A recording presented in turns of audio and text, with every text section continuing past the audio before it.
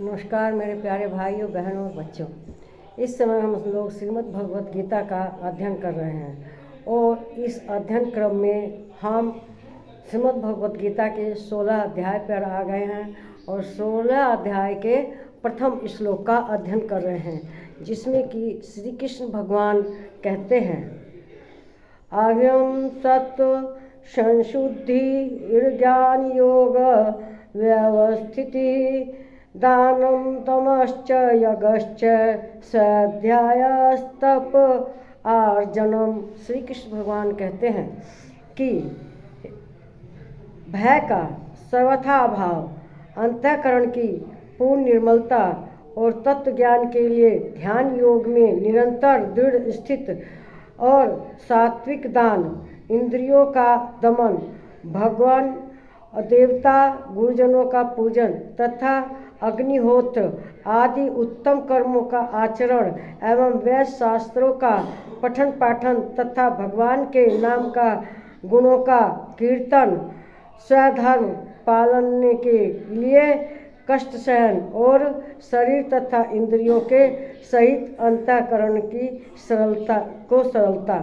मतलब उनका यह है कि जो परमात्मा के स्वरूप को तत्व से जानने के लिए सच्चिदानंद घन और परमात्मा के स्वरूप में एक ही भाव में ध्यान के निरंतर प्रकार स्थिति का ही नाम और ज्ञान योग व्यवस्थिति समझना चाहिए और अंतःकरण और इंद्रियों के द्वारा जैसा निश्चय किया हो वैसे ही प्रिय शब्दों में कहने का नाम सत्य भाषण है। सत्य भाषण ये नहीं है कि कोई काना है तो काना है, और किसी ने गाय को दूसरे अर्थ में ले जाने के लिए गाय अगर वहाँ से चली जाती है और आपसे कोई पूछता है कि गाय किधर गई है, तो आप विपरीत दिशा में बताएंगे। क्यों? सही दिशा में बताने पर वह उसको पकड़ लेगा, उसका वध कर देगा। तो इस कारण सत्य बोलो, लेकिन सत्य किसी की भलाई के लिए बोलो। भगवान का कीर्तन करो, भजन करो। भगवान के कीर्तन भजन से क्या लाभ होगा? भगवान हम पर प्रसन्न होंगे और इससे भगवान के प्रसन्न होने पर क्या होगा? हमारी जो आत्मा है वो परमात्मा में मिलेगी और हम मोक्ष को प्राप्त होंगे। इस पृथ्वी पर आगमन ये जो है ये छूट जाएगा।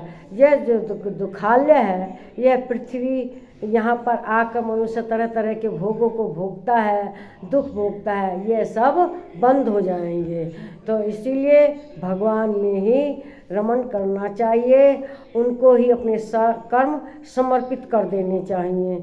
क्यों? क्योंकि हम जब उनको अपने कर्मों को समर्पित करके कार्य करेंगे तो इससे भगवान प्रसन्न होंगे और हम यह भी ध्यान में रखेंगे कि हमारा यह कार्य भगवान को प्रसन्न करेगा कि भगवान इससे अप्रसन्न होंगे। तो हम वही कार्य करेंगे जो परोपकार के होंगे, कल्याण के होंगे और भगवान को प्रसन्न करेंगे।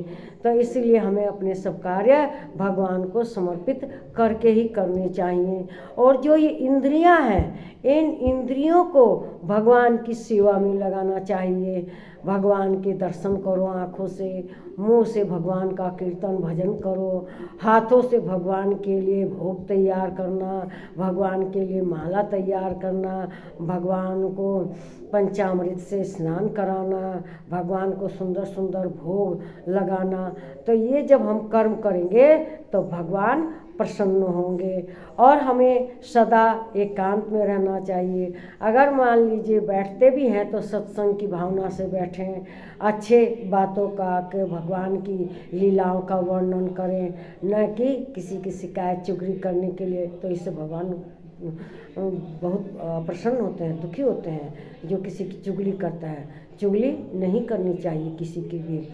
तो इस तरह से हम भगवान को अपनी इंद्रियों के कर्म के द्वारा भगवान को प्रसन्न कर सकते हैं, अपने कर्मों के द्वारा भगवान को प्रसन्न कर सकते हैं। जब भगवान प्रसन्न होंगे तो हम इस दुखालय, इस पृथ्वी पर आने जाने के चक्र से बच जाएंगे। मतलब मनुष्य आता है, चाहे कोई जीव आता है, तो अपने पीछे कर्मों को भोगने के लिए ही आता है। तो इस वीडियो को लाइक कीजिए, शेयर कीजिए, इस पर कमेंट कीजिए, मेरे चैनल को सब्सक्राइब कीजिए। नमस्कार मेरे प्यारे भाइयों, बहनों और बच्चों।